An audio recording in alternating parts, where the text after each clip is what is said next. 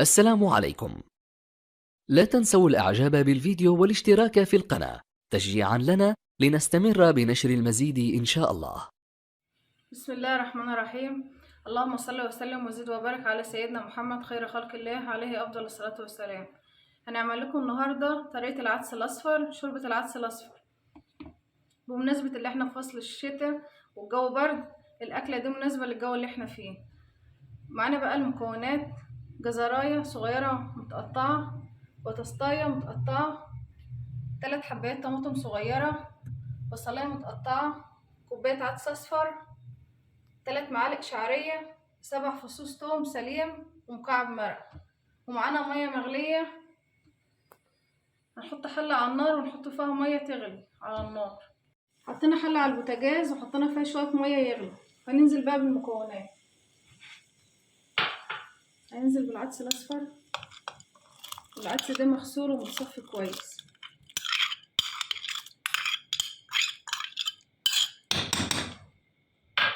البصل،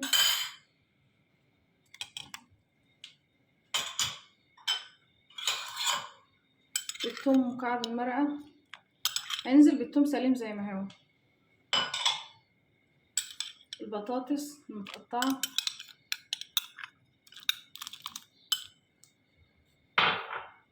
الجزر، والطماطم السليمة. وهنسيب المكونات دي تغلي مع بعضها لحد ما تستوي جميع المكونات دي مع بعضها ونرجع لكم تاني. هنسيب المكونات دي تغلي مع بعضها على النار وتستوي لمدة ربع ساعة. لما المية تغلي هنبقى نقشط الرغاوة بس من على الوش. وهنسيب الشعرية بقى في الآخر بعد ما الحاجة دي تستوي مع بعضها. بسم الله الرحمن الرحيم. بسم الله ما شاء الله. زي ما انتم شايفين معانا كده العدس استوى وجميع المكونات استوت. الثوم ما شاء الله دايب دوب.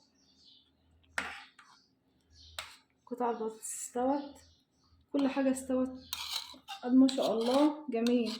هنسيب بقى المكونات دي كلها تبرد مع بعضها وبعدين هنضربه في الخلاط. ودي الشوربة زي ما انتم شايفينها كده. بعد ما بردت هنبدأ بقى نحطها في شقشق الخلاط عشان نضربها في الخلاط.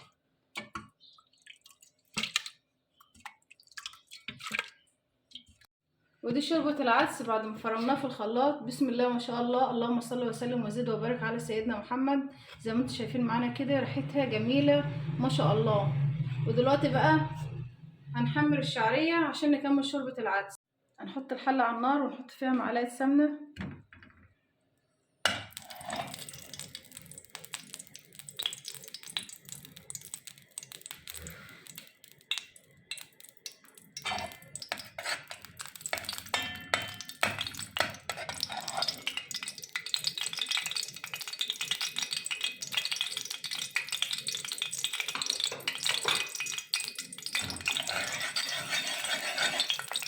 السمنة سخنت معانا وهننزل بالشعرية.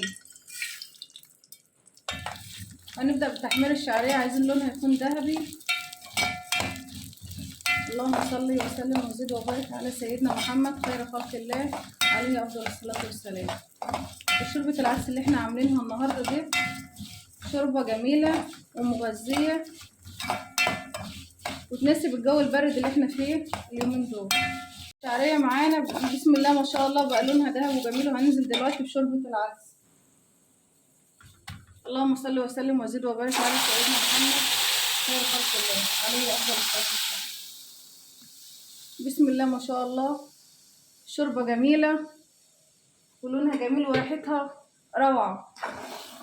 ونسيبها على النار تغلي معانا غلوتين.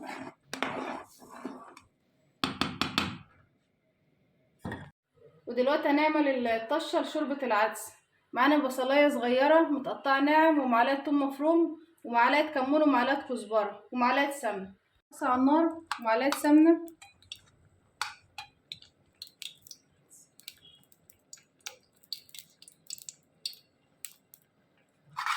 والعدس معانا اهو. شوربة العدس معانا بتغلي على البوتاجاز.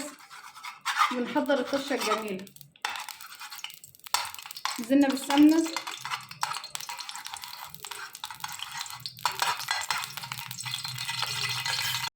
كويس قوي. هننزل بالبصل، بصلايه صغيره مفرومه ناعم، مش كتير، هي بصلايه صغيره خالص تكون مفرومه ناعم، وهنحمرها يكون لونها ذهبي، مش عايزينها تحمر قوي. وهننزل دلوقتي بمعلقه الثوم المفروم،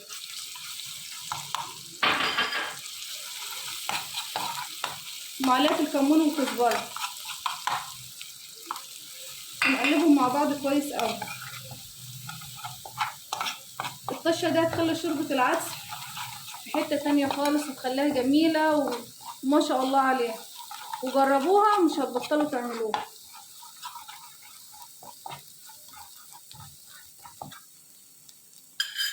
ودلوقتي هننزل بالعدس على الطشه الجميله.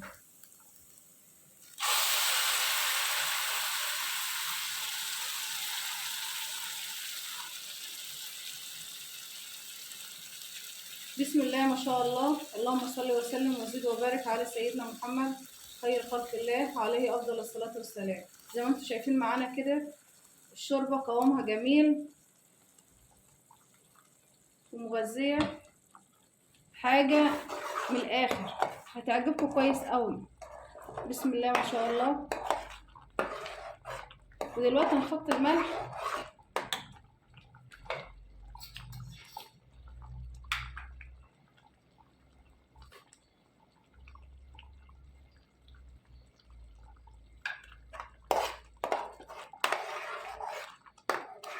وده الشكل النهائي لشوربة العدس معانا، وبالهنا والشفا.